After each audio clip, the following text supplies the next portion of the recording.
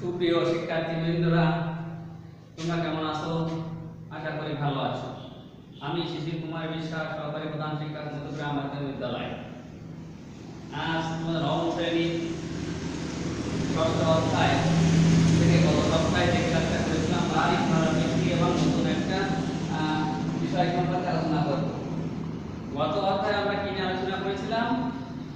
গত ক্লাসে আমরা বাংলাদেশ সরকার ব্যবস্থা কেমন, বাংলাদেশ সরকার ব্যবস্থা কেমন, সরকার ব্যবস্থা কি, কত ধরনের এবং রাষ্ট্রপতির ক্ষমতা কার্যাবলী সম্পর্কে আলোচনা করেছিলাম। রাষ্ট্রপতির ক্ষমতা ও কার্যাবলী নিয়ে আলোচনা করেছিলাম। সরকার অতি পরিচিত একটি শব্দ। বিশ্বের সব দেশে কোনো না কোনো সরকার ব্যবস্থা আছে। ঠিক তেমনি সরকার, আমাদের দেশেও একটা একরকম সরকার ব্যবস্থা আছে। স্বাধীনতা যুদ্ধ চলাকালীন 1971 সালে 10 এপ্রিল বাংলাদেশের প্রথম সরকার গঠিত হয়। এরপরে আসি আমরা কি বাংলা সরকারের বিভিন্ন বিভাগ। বাংলাদেশ সরকারের বিভিন্ন বিভাগ করেছিলাম কি শাসন বিভাগ, আইন বিভাগ এবং বিচার বিভাগ। এদের ক্ষমতা এবং কার্যাবলী নিয়ে আলোচনা করেছিলাম। আর কি করেছিলাম? রাষ্ট্রপতি ক্ষমতা ও কাজ। বাংলাদেশের রাষ্ট্রপতি সরকার সংক্রান্ত গঠন কাজ করে থাকে। এই রাষ্ট্রপতির অনেকগুলো কাজ সম্পর্কে দেখেছিলাম। আজ আমরা প্রধানমন্ত্রীর ক্ষমতা ও কাজ নিয়ে আলোচনা করব। কি নিয়ে কাজ আলোচনা করব? প্রধানমন্ত্রীর ক্ষমতা ও কাজ। প্রধানমন্ত্রী হচ্ছেন কি মন্ত্রিপরিষদের কেন্দ্রবিন্দু। মন্ত্রিপরিষদের এই যে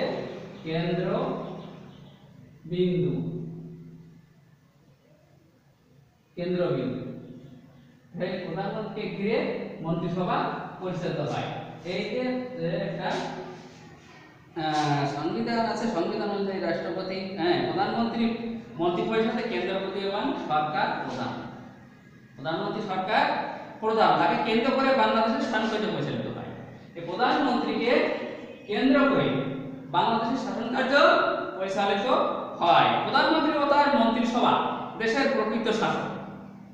প্রধানমন্ত্রী এবং তার মন্ত্রিসভা দেশের প্রকৃত শাসক। জাতীয় সংসদের সংখ্যাগরিষ্ঠ সদস্যদের আস্থাভাজন ব্যক্তিকে রাষ্ট্রপতি সরকার প্রধানমন্ত্রী হিসেবে প্রধানমন্ত্রী হিসেবে নিয়োগ দেন। রাষ্ট্রপতি সরকারের প্রধানমন্ত্রী হিসেবে নিয়োগ দেন। যেমন 1908 সালে নির্বাচনে আওয়ামী লীগ সংসদের সংখ্যাগরিষ্ঠতা আসন পায়। ফলে রাষ্ট্রপতি আওয়ামী লীগ প্রধান এবং সংসদের সংখ্যাগরিষ্ঠ সদস্যদের সমর্থন পুষ্ট শেখ হাসিনাকে প্রধানমন্ত্রী হিসেবে নিয়োগ দেন। এর আগে 2001 সালে একইভাবে বেগম খালেদা জিয়াকে দেশের প্রধানমন্ত্রী করা হয়েছিল। কোন দল একক সংখ্যাগরিষ্ঠতা না পেলে সেক্ষেত্রে রাষ্ট্রপতি নিজের বিচার বিবেচনা করে বিচার বুদ্ধি অনুযায়ী জাতীয় সংসদের যে কোনো সদস্যকে প্রধানমন্ত্রী নিয়োগ দেন। প্রধানমন্ত্রীর কার্যকাল কত বছর? 5 বছর। প্রধানমন্ত্রীর মেয়াদকাল আছে 5 বছর। প্রধানমন্ত্রীর মেয়াদকাল 5 বছর। তবে তার আগে কোনো কারণে সংসদ তার বিরুদ্ধে অনাস্থা আনলে এবং তার সংসদে গৃহীত হলে প্রধানমন্ত্রীকে পদত্যাগ করতে হয়। এই প্রধানমন্ত্রী পদত্যাগ করতে হয়। প্রধানমন্ত্রী স্বেচ্ছায় পদত্যাগ করতে পারেন। আবার প্রধানমন্ত্রী পদত্যাগ করলে তার মন্ত্রিসভাও ভেঙে যায়। তাই প্রধানমন্ত্রীকে সরকারের স্তম্ভ বলা হয়। প্রধানমন্ত্রীকে সরকারের স্তম্ভ বলা হয়। তিনি একসাথে সংসদের নেতা, মন্ত্রিসভা এবং সরকার প্রধান। তিনি একসঙ্গে সংসদের নেতা এবং মন্ত্রিসভার নেতা এবং সরকার প্রধান। এবার আমরা আসি প্রধানমন্ত্রীর ক্ষমতা ও কার্যাবলী। প্রধানমন্ত্রীর ক্ষমতা ও কার্যাবলী কি কাজ আছে? প্রধানমন্ত্রী গঠন ক্ষমতা দেখলাম, এবার আছে কাজ দেখি। সংবিধান অনুযায়ী রাষ্ট্রপতির নামে দেশের শাসন পরিচালিত হলেও আসলে প্রধানমন্ত্রীর প্রকৃত শাসন ক্ষমতা রয়েছে।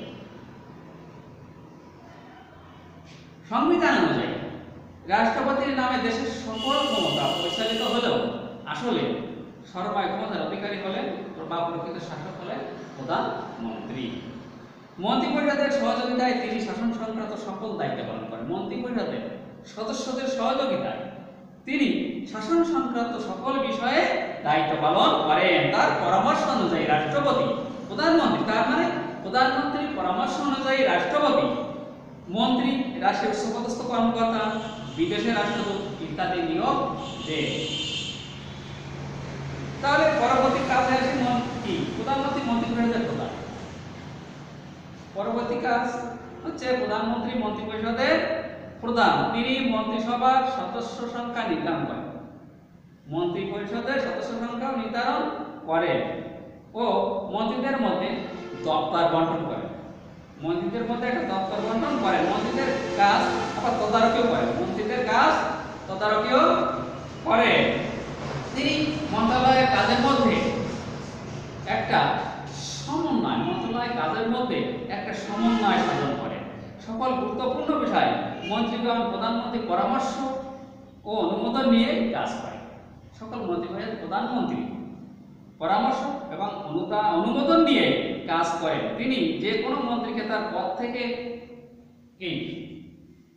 অপসারণের পরামর্শ দিতে পারেন। মোট কথা, তাকে কেন্দ্র করে মন্ত্রিসভা গঠিত, পরিচালিত এবং বিলুপ্ত হয়। প্রধানমন্ত্রীকে কেন্দ্র করে মন্ত্রিসভা গঠিত হয়, পরিচালিত হয়, আবার বিলুপ্ত হয়। সুপ্রিয় শিক্ষার্থীরা, পরবর্তীতে আমরা আসি তাদের প্রধানমন্ত্রীর কাজ ক্ষমতা কি। প্রধানমন্ত্রীর নির্দেশ ও পরামর্শ অনুযায়ী প্রধানমন্ত্রী নির্দেশে এবং পরামর্শে অর্থমন্ত্রী বাংলাদেশের বার্ষিক আয় ব্যয় বাজেট প্রণয়ন করে। অর্থমন্ত্রী কি করে?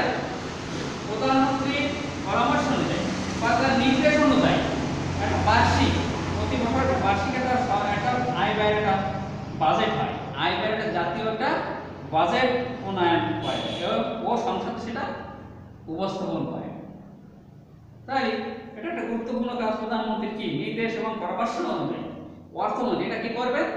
অর্থমন্ত্রী, এই অর্থমন্ত্রী এই আয় ব্যয়, একটা বাংলাদেশের আর্থিক আয় ব্যয়ের যে বাজেট, এটাই প্রণয়ন এবং সংসদে উপস্থাপন করে।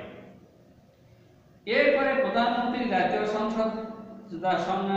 সংসদের একজন সদস্য সংসদে। প্রধানমন্ত্রী জাতীয় সংসদের একজন সদস্য এবং কি সংসদ নেতা। তিনি সংসদে গুরুত্বপূর্ণ দায়িত্ব পালন করেন। তার নেতৃত্বে সংসদে আইন প্রণয়ন করা হয়। তারই নেতৃত্বে কি হয়? তারই নেতৃত্বে সংসদে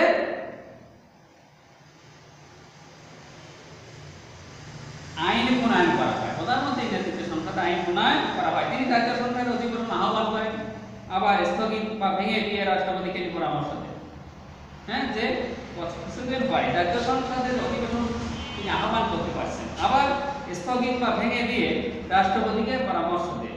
এভাবে তিনি আইন প্রণয়ন সংক্রান্ত গুরুত্বপূর্ণ কাজ, আইন প্রণয়ন, তাহলে এটা হচ্ছে আইন প্রণয়ন সংক্রান্ত গুরুত্বপূর্ণ কাজও করে থাকেন প্রধানমন্ত্রী। এটা একটা গুরুত্বপূর্ণ কাজ। এরপরে পররাষ্ট্র বিষয়ে তিনি গুরুত্বপূর্ণ ভূমিকা পালন করেন।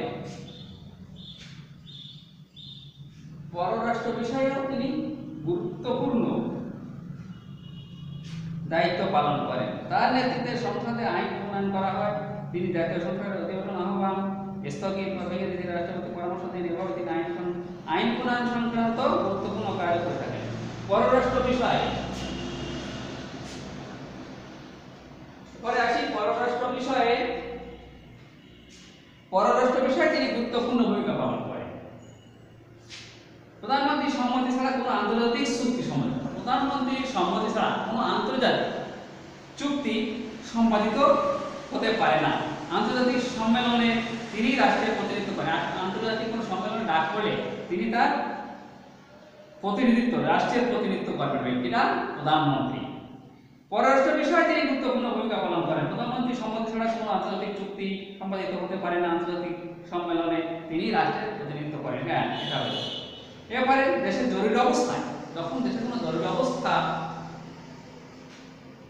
প্রধানমন্ত্রী মন্ত্রিপরিষদের সিদ্ধান্ত ছাড়া যে কোনো নির্দেশ দিতে পারে। জরুরি অবস্থায় প্রধানমন্ত্রী মন্ত্রিপরিষদের সিদ্ধান্ত ছাড়া যে কোনো নির্দেশনা তিনি দিতে পারে। তাহলে শিক্ষার্থীরা এর পরবর্তীতে আরেকটা কাজ আসছে কি, প্রধানমন্ত্রী জাতীয় স্বার্থের রক্ষক। প্রধানমন্ত্রী জাতীয় স্বার্থের একজন রক্ষক। জাতীয় স্বার্থে তিনি বিভিন্ন সময় বক্তৃতা ও বিবৃতি প্রদান মাধ্যমে জনগণকে রাষ্ট্রীয় কর্মসূচি সম্পর্কে অবহিত করে ও জনগণের মধ্যে সংহতি রক্ষায় কাজ করে।